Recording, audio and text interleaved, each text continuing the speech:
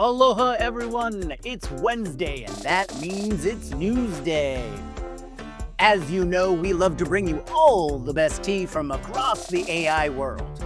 The tech bros have been beefing, and we are ready to throw down, step up, and step up again with our pitch perfect jams on WDAS News Radio. So let's make like 1773 and spill some tea. Taiwan says things have gotten a little toxic with their Chinese chip giants and has changed their relationship status to complicated. Google might be saying bye bye bye to Scale AI after Meta declares their love story and tells Scale, you belong with me. And it looks like Microsoft has become Mr. Brightside after finding out their paramour OpenAI is canoodling with some dode. It's June 18th, 2025, episode 488.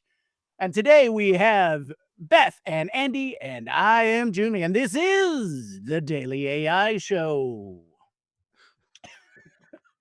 First of all, love that.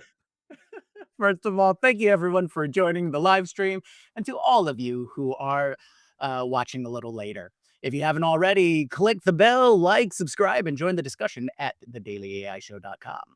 Okay, so let's start off with a quick one. I've got a news piece coming in from TechCrunch where they are covering that New York State has passed a bill to prevent AI-fueled disasters. They touted as something similar to the California bill that was ultimately vetoed, but they rewrote it in such a way where it wouldn't stifle innovation and things like that. The basics are that AI companies, if they cause death, injury to 100 people or more, or cause more than $1 billion worth of damages, they'll get fined, right? And if they're not compliant. So these are the basic 3 points of it. One, it requires the latest or the largest AI companies to publish safety and security protocols and risk evaluations. These protocols cover severe risks, such as assisting in the creation of biological weapons or carrying out automated criminal activity. Requires companies to disclose serious incidents, such as if a dangerous AI model is stolen by a malicious actor or is behaving in a dangerous way. And it allows the New York State Attorney General to bring civil penalties against large AI companies that fail to live up to these standards. When we're talking about governance and compliance, this falls within that realm. I expect there's going to be more of these, especially if the other Fed bill comes through. This might be an effort to get a few more regulations in before the federal bill passes and goes into effect, which is going to squash any state regulation for 10 years. So we'll see what comes out of that. The only caveat or problem I see from what they've announced so far, it only allows the New York State Attorney General to bring fines up to 30 million. And to a company like Google or OpenAI, 30 million is a drop in the bucket. So doesn't deter them. I don't know. So, yeah. So, so I have a weave from that, because that was also one of the things that I was looking at, and I just asked ChatGPT whether the AI caused disasters um, can trigger New York's RAISE Act if the responsible developer meets the jurisdictional threshold, does business in New York and has built a frontier model. And the reason that that's relevant is because OpenAI signed a DoD contract with the DoD Department of Defense in the U.S. for $200 million to develop frontier war models, right? But models that could handle war. So I think It seems pretty clear that as we move forward, we are going to see increasing, um, I don't know, tectonic plates, right? That are rubbing up against each other about what things can do and if that violates a statute. The other thing that was said was that if the 10-year moratorium happens, that supersedes the New York Act. A similar act was, created and passed in California, and the governor vetoed that, and so what everything is waiting on now is whether Hochul will sign it. Governor Hochul will sign it or not. And in relation to that DoD story, this kind of goes into a little bit of the back and forth and possible rift forming between Microsoft and OpenAI. There's been rumors and a little side comments here and there over the last few weeks that's been coming out into the AI space about how they're starting to conflict ever since OpenAI wanted to create become for profit, right? Mhm. And there's a few clauses that Microsoft has with OpenAI in terms of, what Microsoft will contribute and what they have to sign off on. And one of those things with the DoD is OpenAI signed the $200 million dollar contract with the DoD, and this is some are seeing this as more of a direct competition to Microsoft, because Microsoft has lots and lots of contracts with the U.S. government and DoD, and they've gone through the process of making sure everything is the regulations and the security requirements for the government and things like that. And like back in April, they announced that the Azure AI has qualified for government work, right? Having that level of security.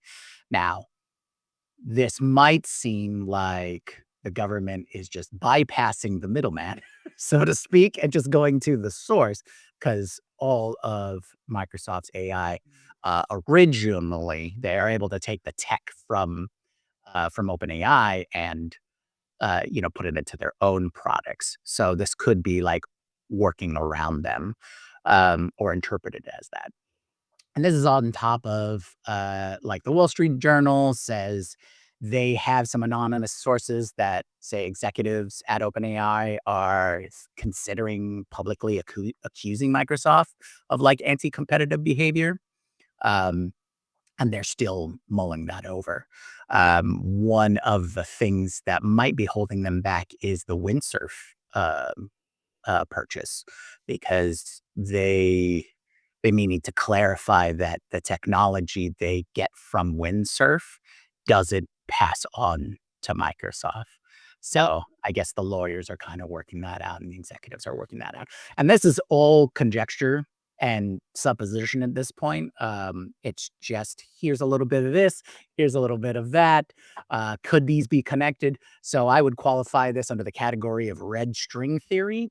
But considering it's happening and this news is coming out, whether leaked or not, is starting to build up into a not so guarded or closely guarded secret.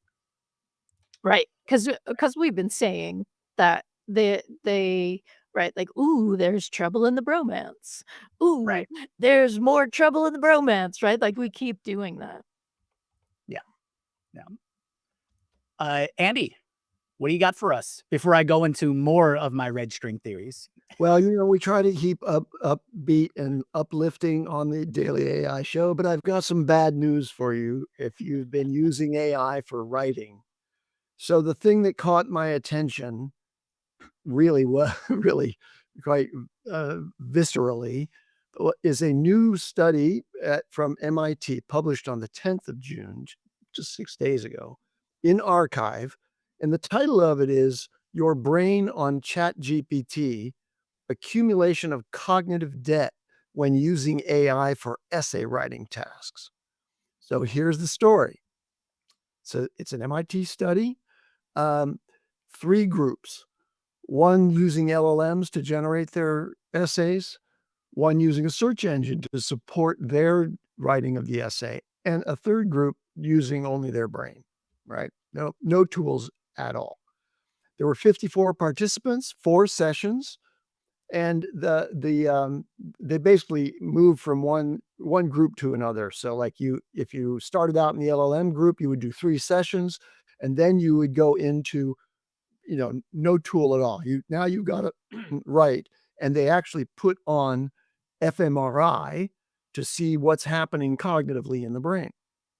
All right. So those EEGs revealed significant differences in brain connectivity for the groups. So the brain-only participants exhibited strong, distributed neural networks as a result of them writing these things themselves. The search engine users showed moderate engagement in the fMRI, and LLM users displayed the weakest connectivity. So cognitive activity scaled down in direct correspondence to the external tool use. So over 4 months, LLM users consistently underperformed on neural, linguistic, and behavioral levels in other tests that they were tasked to do.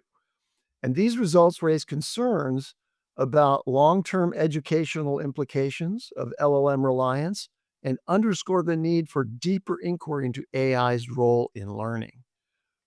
Because if you use it first and foremost to generate text, here's what happens.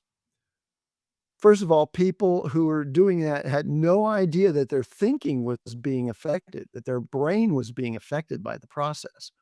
The convenience felt seamless, and they were not aware of any cognitive trade-off from that.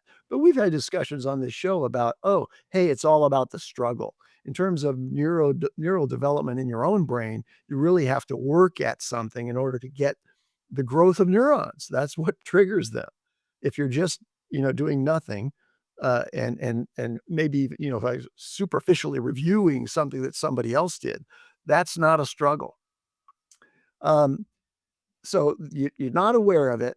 And here's the thing, 83% of the users of ChatGPT couldn't quote a single sentence from the essays that they produced minutes earlier. And compared to the brain-only group, where only 11% had trouble. So effectively 90% of the users of their brain were able to reproduce from memory what they had generated. So all of this is a takeaway that I have, which is it's not that you don't use AI. It's that you don't use AI first. You don't prompt the AI to, and I'm thinking about this narrowly in the context of writing essays or writing a report or whatever, but you don't do the draft. You don't prompt the AI to say, here, write this paper for me. And then, think you're doing a good job by just reviewing it. That's going to lead to what the MIT researchers coined, which is cognitive debt. You're creating cognitive debt if you're not engaging your brain in that process.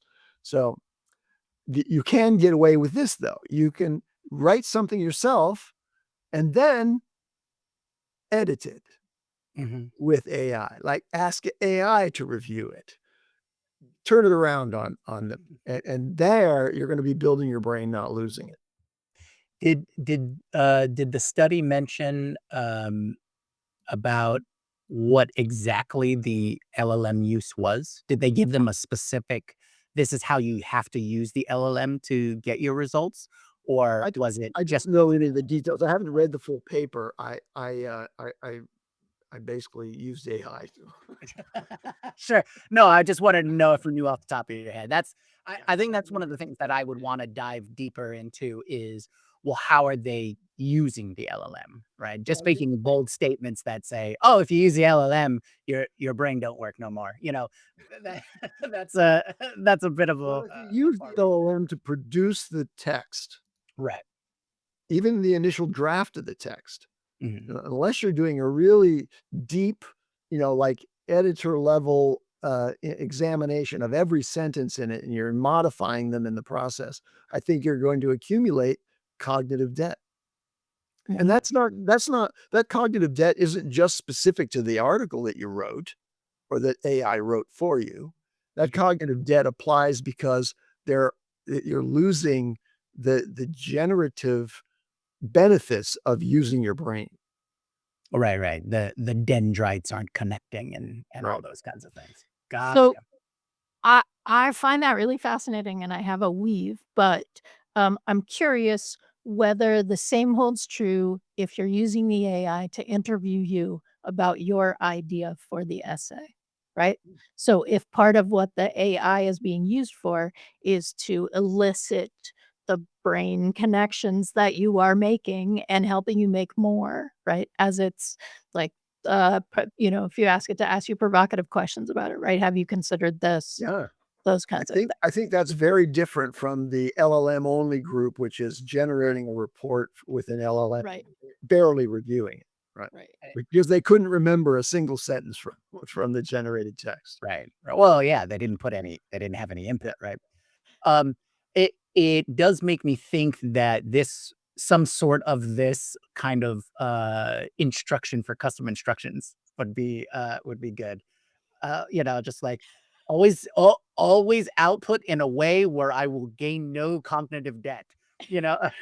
You know, and then that way when you're always asking the LLM for stuff and it's like, "Oh, and then did you know da da da da? Oh, really? What's a follow-up question?" I don't know. That might require more from people, but That's an interesting point. I don't think there is a way. I mean, look, I like to, well, let me just put forward this analogy. You know, if you don't use your brain as the inference engine that's generating the tokens that are being output as as the text, then you're not gaining anything. The AI, if it's taking over all of the inference process, then you lose it. You're losing your brain in that process. So we're giving up. We're giving up the essential process of our own wet neural network in generating new content. right. Right. Okay, but there's an opportunity here for, like, a delightful kind of joke AI, right? So, like, if, this could be like a parent thing, right? Like, if you get asked a question that says something like, "Write the essay for me," then the custom instructions say, "Ooh, give me your premise," right? Like, "Oh, yes, Yeah. I'd be happy to help you with that.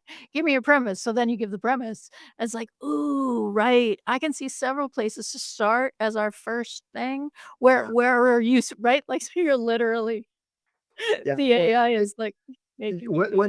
When this study challenges the long-term effects of this kind of LLM generation on education, I think the countervailing Harvard study that says that providing an AI tutor, actually dramatically advanced the retention and comprehension of the subject matter.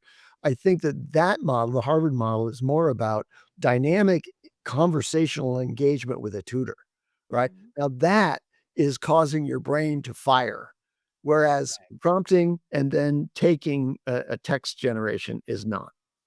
Yeah. So basically, it's you like Greg said, use your brain, think about stuff. The AI can just make it faster.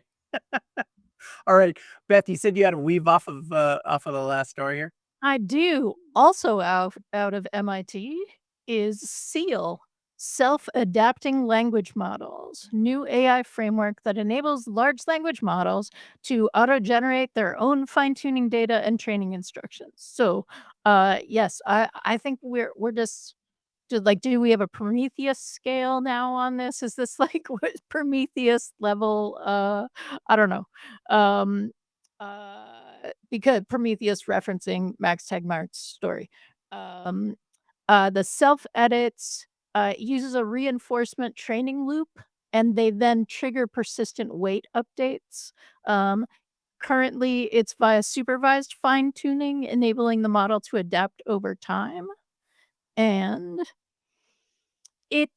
so right now, what we see in model updates is a frontier company coming out with a new dated model update, right? Like, so now you're using Gemini Pro 2 06 05 or 0616 or whatever those are. This starts to remove it from static model limitations and can move in continual self-improvement without manual intervention. That is both positive in that it's an adaptive model, but um, uh, uh, does it interrupt things like the red teaming situation that goes through once a model is developed to assess capabilities and those kinds of things, right? So this is very interesting. It also boosts personalization and alignment, right? Like you might through your interaction with the model be able to really customize the model toward you and what you need it to do. So there are positives, but it does open. I mean, we're just staring at this. It's definitely toward automated, scalable AI systems that can refine themselves over the deployment time. So it does have a self-evolution component. Right. Okay. So this is from MIT, right? This is from MIT. They published the archive paper on June 12th, and it details the methodology and code release, right? Like this is research looking for other people to do the same experiment and validate the research, right? Like that's scientific method stuff. But this is also giving the recipe away. Like there we're at a place where like, "This is very cool. This is very worrying. This is very cool. This might" yeah, so Well, I mean, it's MIT, so there's a certain expectation of yes, tell us all about it, include the weights, include the secret sauce. But this sounds to me like there's been 3 significant releases, and correct me if I'm wrong, or add to it is when it comes to the idea of the self-evolving component, right? So the MIT talking about this system, SEAL, um, Google coming out with their Alpha Evolve, right? That was the big one a couple of weeks ago. And then I believe Anthropic came out with some information or laid out what they're trying to build in from their Anthropic event or something like that. and So, Sakana, right? Sakana had I don't remember what they called. oh yeah, that's right. They just talked about that. That's Mhm. right. Because they're at the forefront of evolving models. You know, even from way back in the day, like 2024. Um, Yeah. all right. I wanna uh, I wanna change gear or shift gears a little bit. And this will go back to the T. This time, let's talk about Taiwan. All right. Taiwan, the government, and they are the home and headquarters of TSMC, largest chip fabricator in the world. Fold. Um, and one of the things to take away is they control the entire process, right? They know how to build the factories and the mechanisms and processes to make the chips, and they can make the chips, right? You bring in your design, they'll work with you and they'll manufacture for you. Now, the Taiwanese government uh, just released a list of like 600 different different companies that are sort of red flagged, saying, "Hey, we're going to limit the amount of tech that goes to these organizations because it's not just countries; it's also companies." And 2 of those are China's largest chip manufacturers, Huawei and SMIC, right? So these 2 chip manufacturers, they're the ones that, Huawei in particular um, uh, is been in the news recently because they've come out with their new, their, like, 3 nanometer, uh, uh, chipset, and building it and whatnot. But apparently, um, TSMC had a contract with these two companies to sell them the foundry plans. Like this is the how to build your factories and produce more chips. But these two companies got onto Taiwan's list, and now they've killed it, which we'll see what happens. We've seen what happens when governments say, "Hey, no, you can't you can't have a certain amount of technology or you can't buy a certain amount of things." That sort of drives them to make their own things. So, will this be a deterrent? Will this slow down progress or growth in that field for China? Who knows? Is it politically motivated? Maybe, but they do qualify this as a form of like weapons grade kind of material. That's what this list is about. So it'll be interesting to see what comes out of that. And will it just drive enough momentum in one direction where China's completely doing their own thing? Might take them a little longer, but we've seen how fast AI has grown and capabilities and all of the ancillary companies connected to it as well. So let's see what happens to that. Now, in a slightly related news, here comes more red string for the theory. Um, this, m- thi- I am drawing conclusions to connect to news coming out of Intel. Now, Intel is cutting their Intel Foundry staff by 15 to 20%.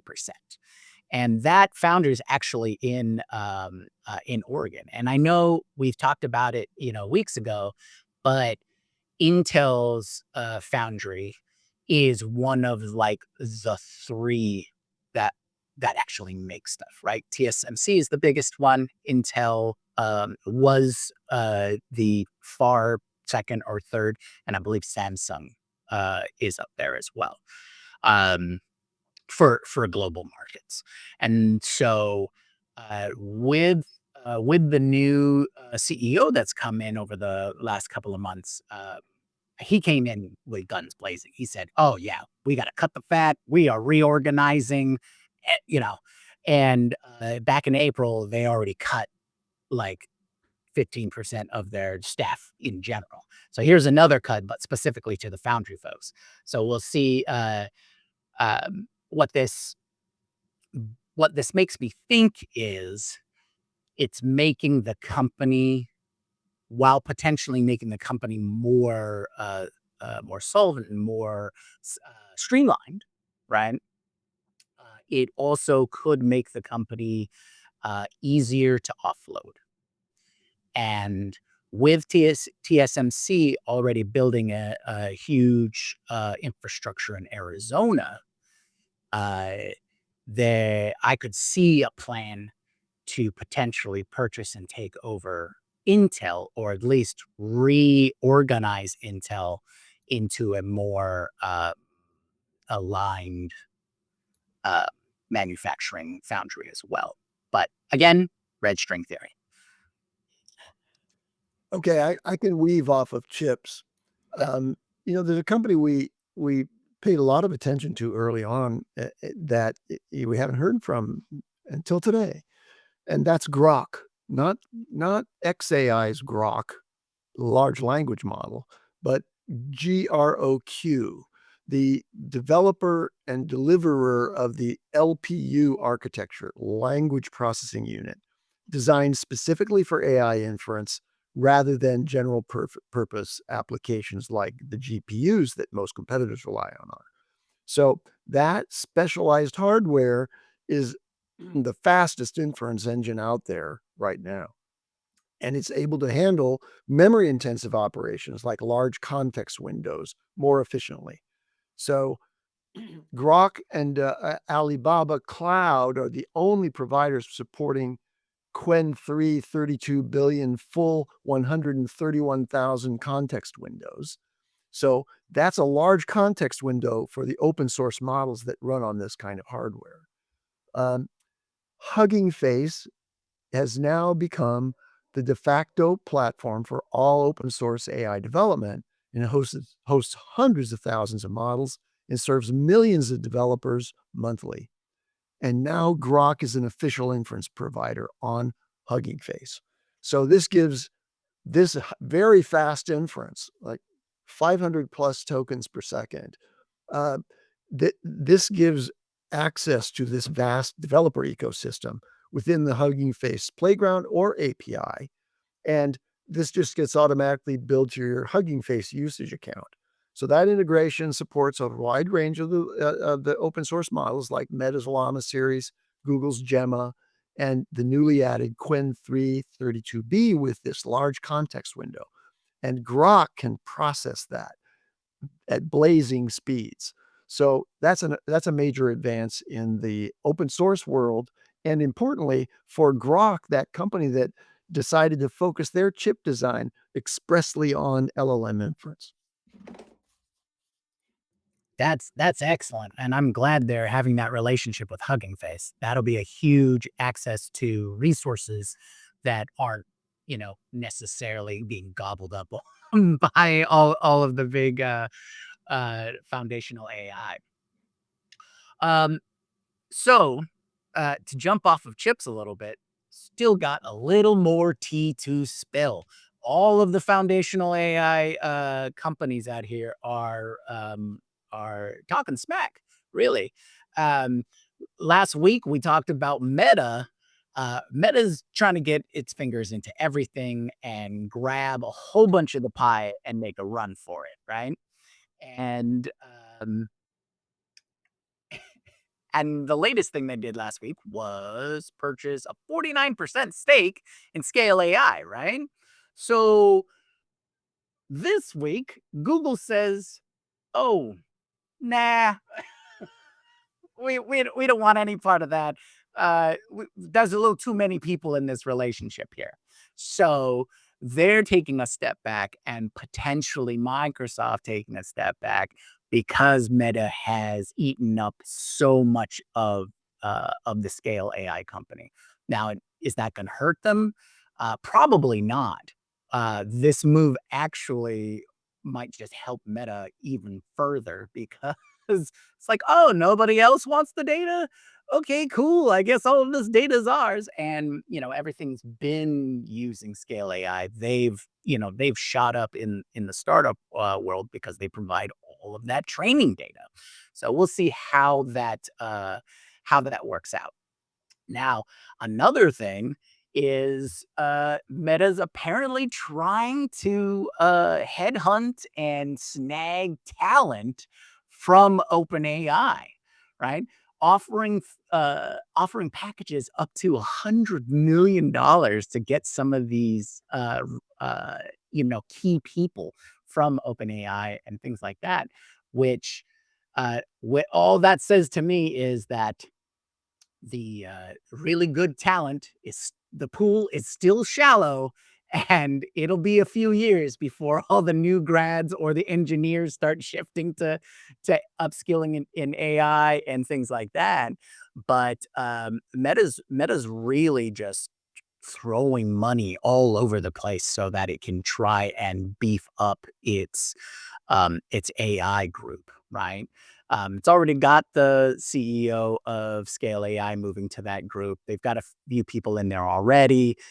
Looks like they're trying to reach out to all of these other organizations, specifically OpenAI, making huge, huge claims of bringing them on board. Now, apparently, Sam says they didn't leave mainly because he feels that they have built a community or a culture of they know that OpenAI is probably going to be the winner in the end for actually making AGI and things like that. And also, if Meta was targeting one of the, really big brains inside OpenAI, that big brain probably has an equity compensation package at OpenAI that's worth $100 million.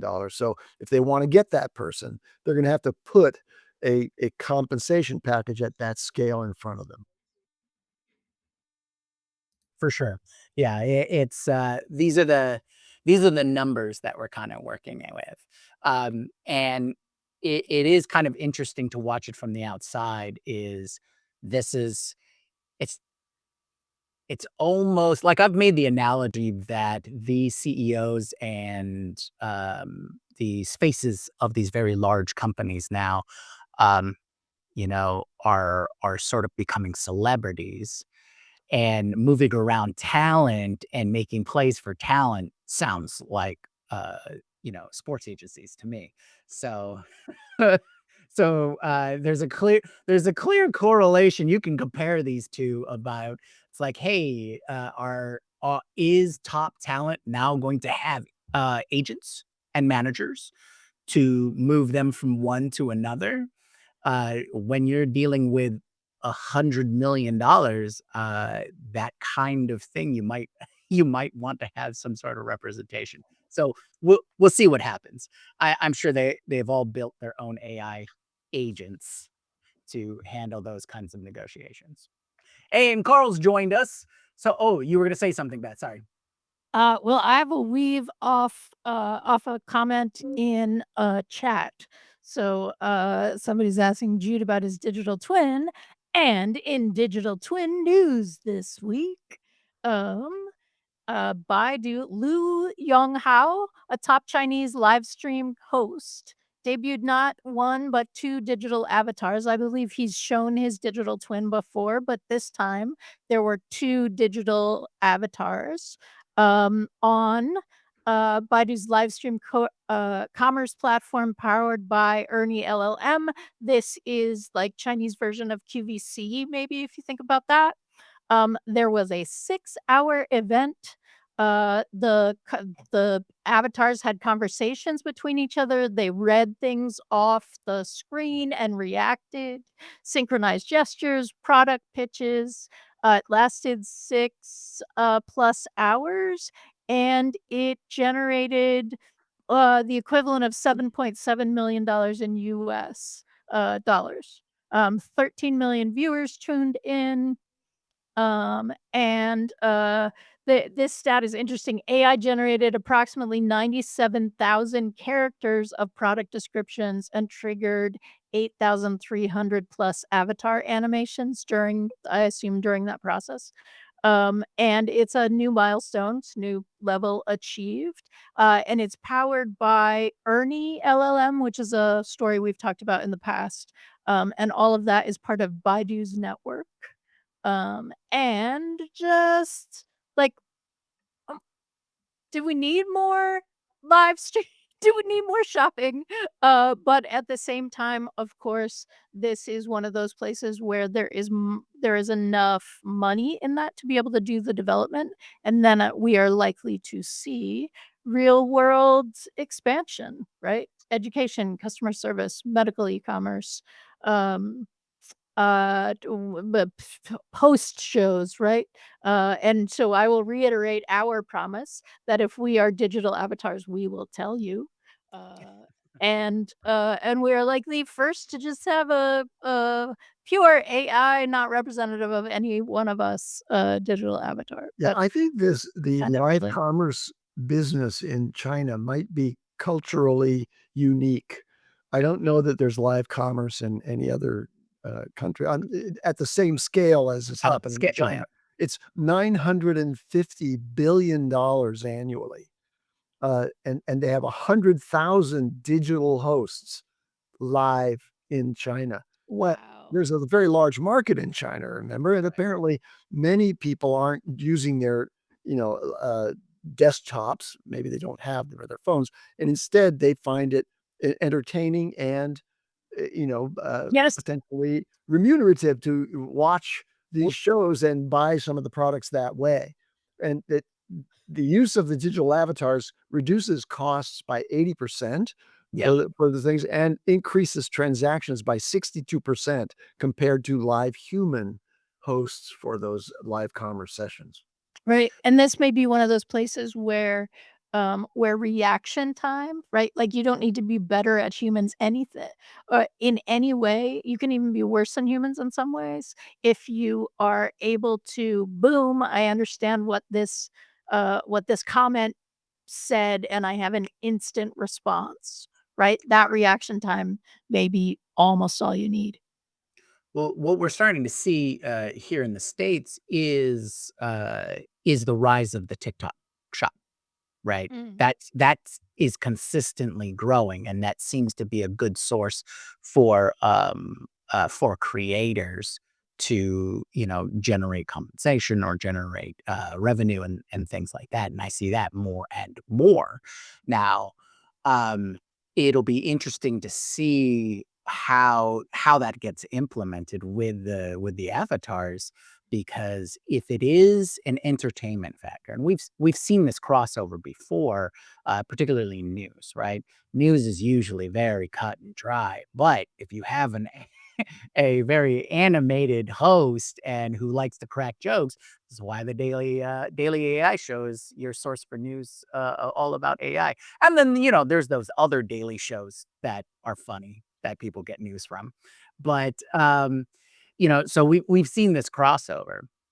And who's to say that having that entertainment factor is enough for the AI side of it to leap over that uncanny valley? But, Beth, what you're saying about the being able to react the comments as it coming in, that's a fantastic interaction there. On top of that, it truly becomes global because your avatar can be speaking any language that it needs to for its channel, where it plans on, talking to potential customers, and it can be doing that 24/7. Wow. So, time zone doesn't matter, location doesn't matter, language doesn't matter, right? Um, and it's always there. So, we'll see how that rolls up.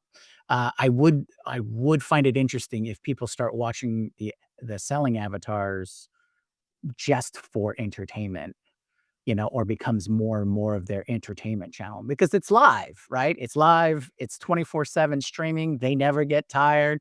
So the people who like let's plays, the people who just want to hop in, have a conversation, or just watch a funny video or whatnot, that's all there. And then you just have every so often shilling some product or some service or something like that. We'll see how that rolls out. Is this the new pre-sale? Right? Like, "Ooh, we're super entertaining. Let's crowdsource the project," right? Like, boom, boom, boom, boom, boom. Okay, let's sell the project. All right, this has been funded. Check in next week when blah, blah, So blah, blah, blah, blah. so everything's a live version of a Kickstarter video? Is that is that what we're getting here? It's Ooh. like, "Hey, that's a cool idea." So, user 1, 2, 3, 4, 5, 6, 7, uh, let's spin up a project because you could do that too, right? Couldn't you just it's like, "That's a great idea. Let's go develop it. I'm gonna have my army of AIs developing that business plan, see how much it costs, come back, and it's like, all right, my team says that it's gonna cost this.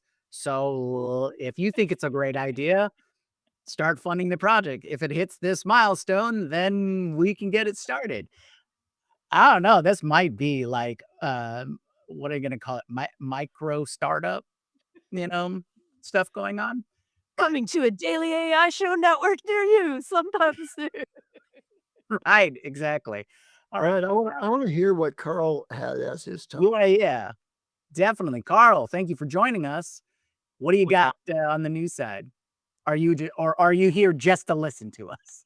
Well, I was here to listen to you. I don't know if you covered the June 13th report by McKinsey. Have you covered that Oh, one? No, yeah, no, no, that's a no, good no. one. Bring that up. That's a I'm good I'm one. sure I'm sure Andy's ready to throw down on McKinsey. So I know it's kind of late to the last thing. I'm just gonna share it here. I don't know if this is a full show. We probably want to. I don't know, but I think it's just I wanna showcase just the key facts that they put out. Um, anyway, I think I shared it. There it is. So, released, just last week, seizing the agentic AI advantage. Um, so just some things that it's interesting. Nearly 8 in 10 companies report using Gen AI, yet just as many report no significant bottom line impact. Think of it as AI paradox. Imbalance between horizontal co-pilots and chatbots and more transformative vertical function use cases, which stuck in pilot mode. AI agents offer a way to break out of this Gen AI paradox because agents have the potential. So this is a key word, have the potential. Everything that they mentioned up here has the potential too, right? To automate complex business processes, combining autonomy planning, blah, blah, blah, blah. I don't know what they mean by AI agents. Could mean automations, could mean anything. I think that they're trying to hype agents supercharged, blah, blah, blah. But fully unlocking agentic AI requires more than plugging agents' existing workflows, reimagining the workflows. That's true. Um, reset the transformative approaches from scattered initiatives to strategic programs, use cases to business processes, blah, kind of some of the stuff that I know at 0 to 60 we always talk about. Um, and so yeah, it there's a lot of pieces here. Let's maybe just look at the first piece, which is 8 in 10 companies have deployed it, but roughly the same percentage report no material impact on earnings. And this is where I think a couple episodes ago I talked about top-down fantasy, bottom-up trap, where top-down fantasy, the executive team leadership buys some sort of AI tool. Now they're trying to find problems to solve with said tool because they got, the demo and everything was pretty slick and everything. Or bottom up, where the executive told or people been using AI, but there's no way to actually scale it. And the things that they're using are very, very unique to their position or their team. Yeah. I read just yesterday, or watched, I forget, some deep critique of McKinsey's backward approach to this whole thing, not recognizing the advances that have happened very recently in this newly generated report on what's happening out there and their recommendations to go forward, which included recommendations about using really small scale non-reasoning models in agentic applications, Mhm. which is not the state of the art. And so these critiques were really focused on what is McKinsey thinking? They're putting this out possibly to tell CEOs what they want to hear, that they can get advances in their efficiency and so on by focusing purely on these small scale models in agentic workflows to reduce costs and reduce repetitive work, when in fact there are much higher level strategic capabilities available through AI models with considerably more expense, but considerably more intelligence and reasoning than the models that this particular report recommends that enterprises use. Okay, so one comment on that. Wouldn't you think it wouldn't make sense for them to promote the high level complex reasoning because it literally replaces what they do? What they do. Oh, yeah. There's a huge conflict of interest. Absolutely. I I was mean, like, wait a minute, why should we tell them about O3 Pro, O2 2.5 Pro, when literally And Spark, where you can yeah, use any right. model you want, It's yeah, I mean, we've definitely never been kind to McKinsey, but I don't think they've earned that kindness either. But so my question with any kind of report like this, when is it based off of? Did they have a cutoff time of, mid 2024? Or, those kinds of questions. What was the last report that we saw that had a cutoff so early that its conclusions were thrown out completely because 2 months later, all of their conclusions were shown false. They had to they they have to do them faster. right? Yeah. And we've commented on that. So if this report took 6 months to put together, then it we can't even trust it in the AI world because there's too many differences already. No, you can't. Yeah. But also too, it's interesting because I use this report as an example in what I was doing with GenSpark, and like all you need to do, like think about, we just look at all the sources it pulls from. There was something I was reading today how like a company like McKinsey, it's they're kind of like stuck into that. Wait a minute, our job is high level strategic thinking. That technically it is, right? I don't know if they execute, but that's their big thing is they do all that high level stuff. There's jokes about like the high level thinking usually involves decrease in staff and cutting like that. That's like, oh, that's how you make money. But if you had O3, O4, GPT-5, whatever it is, from going forward from now on, you can even use DeepSeek, right? Anything free you could use. You have that. Like every single company has that. We were presenting to a group of RV dealerships yesterday, and I was talking to one of them and said, yeah, like Deloitte gave us a proposal and it's like $135,000 to analyze our business. But the moment after your presentation, I was like, it makes no like I'll gladly pay $400 a month for OpenAI this and Anthropic this, and I'll even pay another $200 for Gemini this. I'll feed them all our data, have it generate a report for me, and maybe use one of them to amalgamate everything. And even if I paid two, four, six, $1,000 a month, I still save myself $134,000. So I was like, why would I ever go with Deloitte? And to me, that was like an aha moment for him, right? So I was like, sorry, Deloitte, I literally cost you $134,000, but that's what you can do. Yeah. Yeah. Yeah. I have kind of a closer unless somebody else has something else they wanna go with, but we're at 52 minutes here, so we only have a few minutes left. Um, so I kinda entered the show with a bit of a downer, which is the, threat of using uh, ChatGPT or other large language models, AI, to replace your cognitive thinking that's required to generate essays, and the implications for the education market. But you know, now MIT in their research coining the term cognitive debt and showing this dramatically in this new report. So there's cognitive debt, but now I'm going to just add a little bit of a downer on the upcoming economic debt that you're going to face when your job is replaced by AI. So recently we had Anthropic CEO Aravind Srinivas. I know I confused. I'm sorry. That's Aravind is Perplexity, right?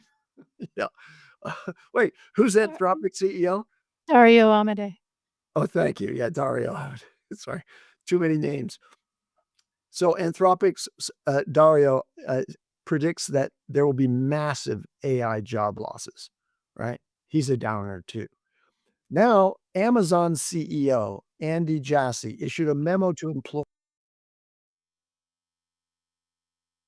saying that he expects the company to reduce its corporate workforce in the next few years as it leans more heavily on generative AI tools to help fulfill workplace duties. Do I have to repeat that? I don't know. It was such a downer. Somebody pressed the delete and shut down the show. Anyways, CEO Andy Jassy of Amazon issued a memo to employees saying he expects the company to reduce its corporate workforce.